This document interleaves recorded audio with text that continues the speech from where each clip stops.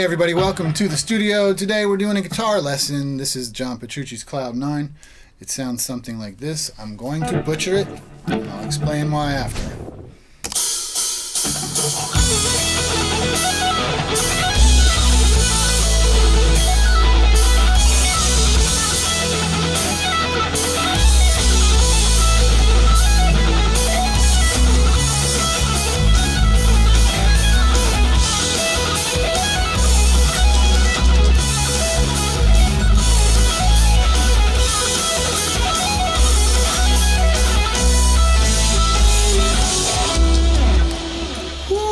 Dude, so yeah, I did pretty much butcher that. And so the reason that I butchered that was pretty simple. I blistered the living daylights out of these fingers getting this piece up to speed. And let's go ahead and change this real quick. But I'm slowly getting my fingers back, and I want to get a lesson out on this song while it's good and fresh in my head. So we'll do the lesson on this Strat. It has dot inlays on the fretboard. Fretboard is a bit easier for everybody to see what's going on. Whereas that Schecter Elite metalish guitar, while it plays fast, has no dot inlays. Hard to see. So this song is super cool. Everybody and anybody can probably get down with rocking this tune. Because it's just it's a pattern. Once you get the pattern and once you practice the picking, it all falls right into place, and it's just super fun to play. And so that's one of the great things about John Petrucci's solo work in some of these songs, man. I'm not like a big Dream Theater head kind of guy. I'm not very familiar with his library at all. It's just a couple of songs I've heard where I'm like, wow, that's beautiful. And then I'm like, wow, I'd like to learn that. And I go to learn it. And it is beautiful and it's playable. And you go, wow, here's something, man, I can play. I'm just a human. I'm a mortal, dude. I play normal stuff like everybody else. And when something comes along like this that you can actually play, and you're like, it makes you feel like a great guitarist. And so some key things in learning this song. When I went to YouTube, I found only one lesson, and it's a really good lesson.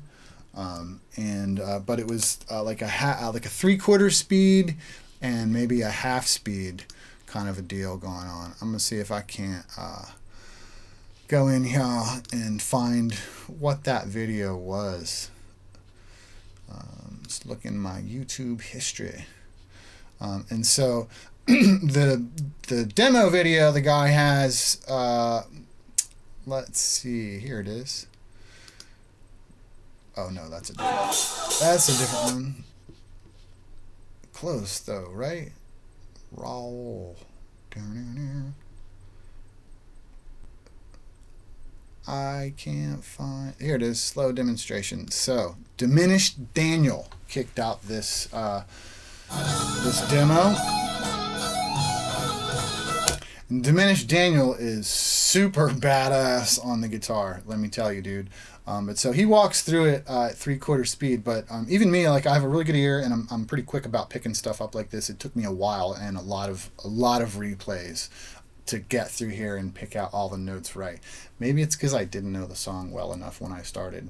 Very likely. I heard it one afternoon last week, and like I was trying to play it for the rest of the day. And by bedtime, my fingers were getting raw, and you know how it goes. So anyways, look, you can look up lessons like this, and that's walks it through full speed, and like I said, like 3/4 speed or something like that. And that was cool, but the notes were hard to get to. So I went ahead, and plus I guess there's no studio version of this song, so it's really hard to find something to play with, like that you can actually play with. So that search is over.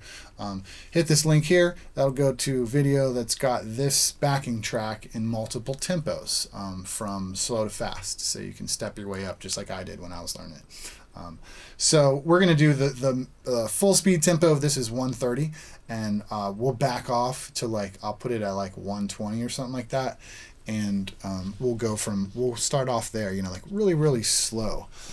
And so let's go ahead and get into it. Let's break down what the actual patterns are. So you've got in this intro section of Cloud 10, we'll call it a song. In this piece, you've got 2 overall main sections that are identical except for the very last note.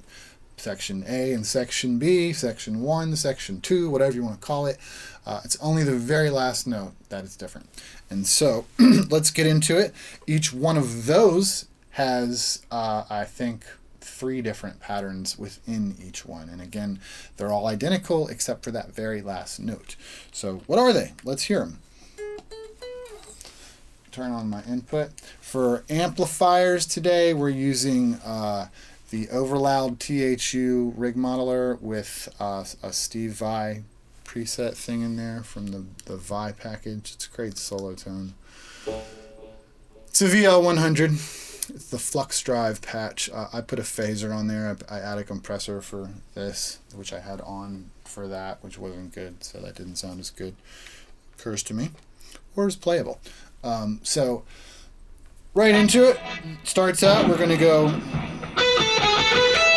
And that first little part, that's where the coolness comes in, right? So there's a lick, you go... So that's the first thing you're going to learn in this song is those notes right there.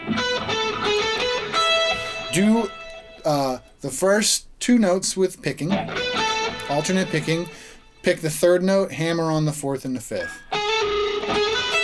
Then hit that high note, the last note, with an upstroke with your pick down here. So you're going to go... So that's what you want to get the first feel for, that roll, because that's where a bit of that crazy fast sits in there, and that makes you kind of turn your head a little bit. So that's your first part. You're going to go. And see, like, I don't even remember. I can't do it when it's not at speed. Yeah. And when you hit that one note right there, when you land on that at full speed, it doesn't sound like you're hanging on it very long. But when you slow it down, you really are. It's like you feel like you're really hanging on that one a while. So that's the next part. Part 2. 1, 2, 3, 4, 5, 6, 7, 8, 9, 10. And that's kind of one of the things that makes this piece tricky to learn is the timing's kind of weird. It all fits together, and I found that once I started playing faster and faster, when I would start, it's like just play all the notes as fast as you can, and you'll probably sync up, and you do. But so, part 1, part 2, that's part 2, part 1, part 2, and let's go to part 3. It's very similar.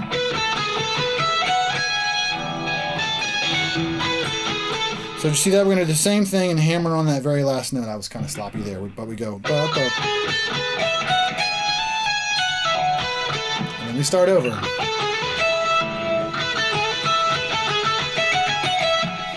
So, and you can almost think of it like a call and response. Like the call is da-na-na-na-na-na, da-na-na-na-na-na-na-na. It's like it sets it up and it wraps it up. And then we've got this trailing thing. Da-na-na-na-na-na-na-na-na-na-na-na-na-na-na. And then we start over. So 1, 2, 3.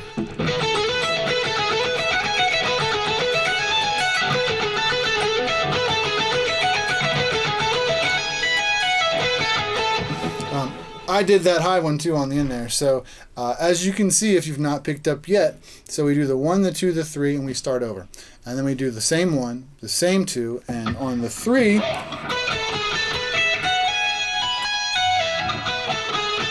I hammered on way up here. On 12, 13, 14, 15, 17, 19th fret. So the difference is 19 and 17. On the first time through, you hammer on the 17th fret. On the second time through, you hammer on the 19th. That's the only difference. So you play pattern 1, pattern 2, pattern 3, pattern 1, pattern 2, pattern 3 plus. Kind of how it goes.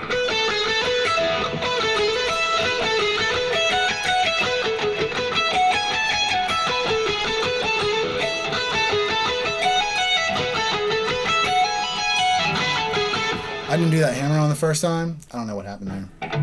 I'm just a human dude, man.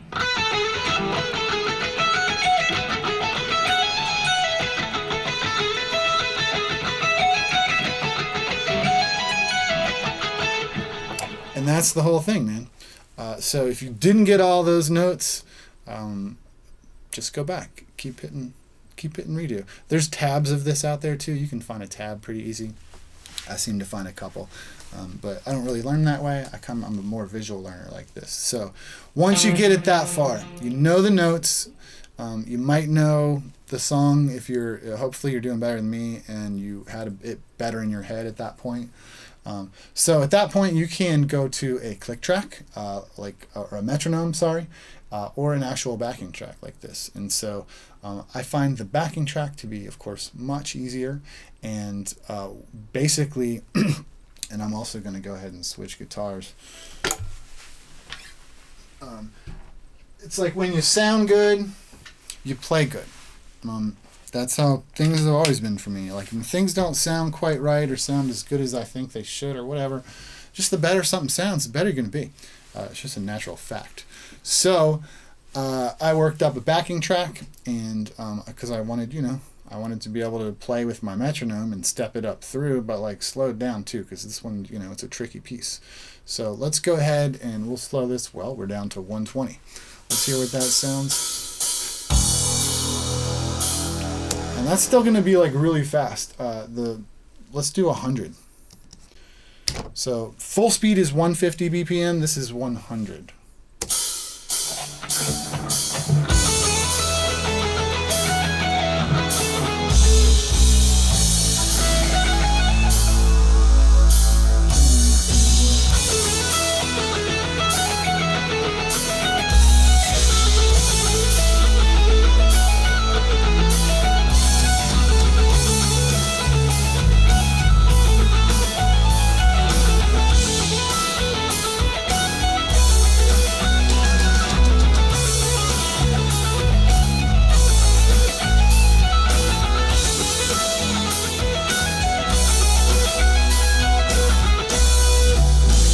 And you can see it. I mean, turn that up. It took me until the drums came in to really get on the bar. So, and you may find that with every one until the drums, come in all the way with the snare and stuff. It can be a little tricky to get on that unless you've really got it in your head at that tempo. We'll do it again at 100 and let you hear that again.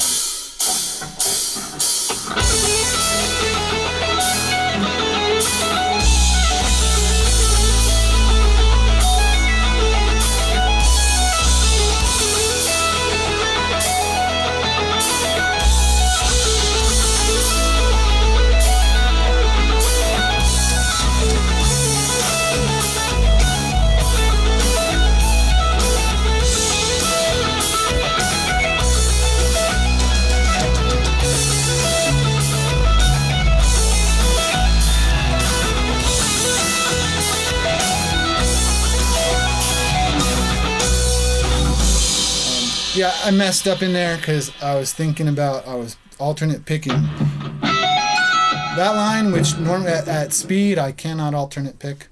But so that's 105. And so what I'll say about stepping up, hitting your goal. You got a goal tempo. We've got a target tempo here of 150. That is way, way faster than 100. As we get used to hearing 100, I'll do it at 100 one more time, and then I'll set it to 150 and just kick it off, and you'll be like, what the? That's ridiculous, and it is. So when you're going up through this, what's not ridiculous is going from 100 to 105, or going from 100 to 102, and then 104, and then 106. Those tiny increments are not ridiculous at all. It's almost like you don't even notice them. All you have to do is play them. Go through each tempo. Go 5 at a time. I think I will spit out files for 100, 110, 120, 130, 135, 140, 145, 150, and 155. So our target tempo is 150, and so I'll did step up all the way through those to the 150, and then go past the 150, right? Go faster than you actually want to play. And that way, when you come back to the 150, you're like chilled out, like, whoa, okay, this is not so bad at all. Train yourself to go a little faster, and then going slower, you can do maybe a little better. So that was 100. I said I'd do 100 and then straight to 150 so you can see what a ridiculous difference it is. Let's do that.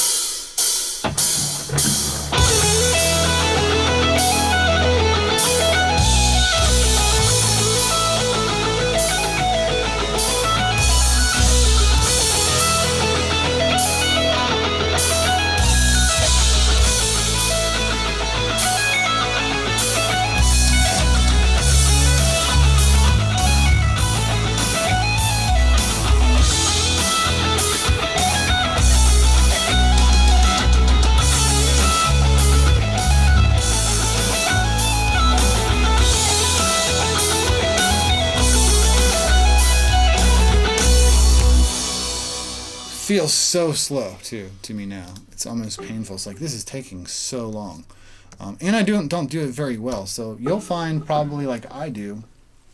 There's usually a speed and a tempo that you can play like good and well, and you're in that groove well. And sometimes when you go slower, it may be easier, but you don't do it as well because it's hard to do things slower like that. So don't be alarmed if you are like, wow, I'm slow, but I sound terrible. So here's 150.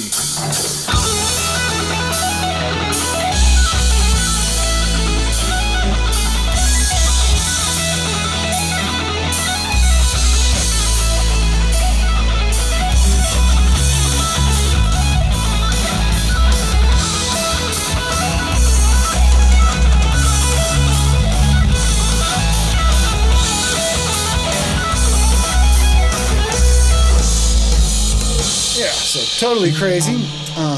Now I won't go through all the tempos. You can do that on your own. But I think when I learned it, I ended up parking on 135 for 5 or 10 tries. And it was really important. One of the things that really helped me in learning how to play this song was the actual messing up of my fingers. Like I said, I don't, or maybe I didn't. I don't usually have problems with my fingers. My fingers, usually my calluses stay pretty strong. I blistered 3 fingers doing this, and I think it was because I was too tense. Doesn't seem like I played it any more than I play anything else, and I've been playing a lot lately. So, but I think I had a trouble with relaxing, and so after I did that, I came back on day 2 and tried to play it and couldn't. I couldn't hardly touch the strings. Day 3, I couldn't even touch this finger to stuff. It was like, I couldn't even, it was awful. But during day 2 there, when I did attempt to play it a few times, what would happen is I couldn't use any pressure at all. I had to totally relax, and all of a sudden I started doing it. And I went from 135 to 140 to 145 to 150 and was like, holy crap, I'm doing it. I can't believe it. And a big key to that was relaxing. And so I'm constantly telling myself as I'm playing something like this, like, relax, relax. So let's see 135 and see how that goes. Volume up.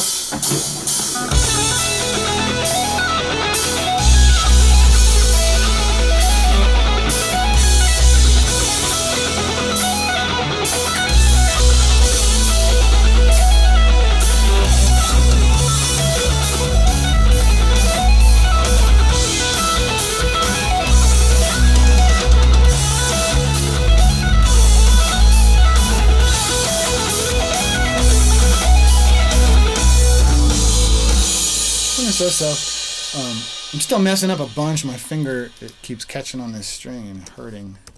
Let's do 140.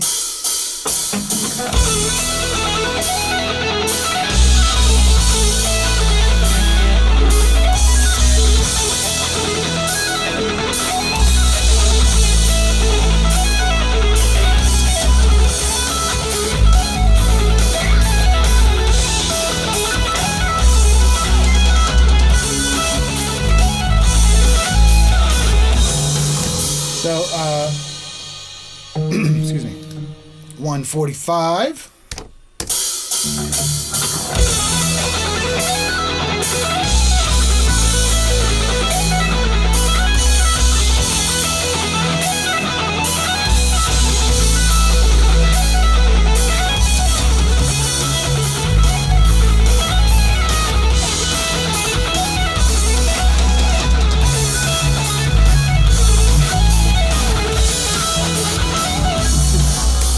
so I'm having all these thoughts while I'm playing this, and we're at 1:45, and I'll probably just stop right there. You spend enough time looking at me playing guitar today. It's time for you to play guitar.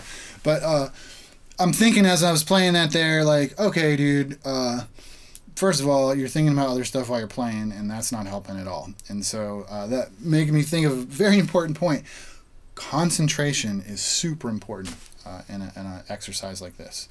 And if you don't have muscle memory built in yet, which I don't for this, I've got to think really hard about exactly what I'm doing.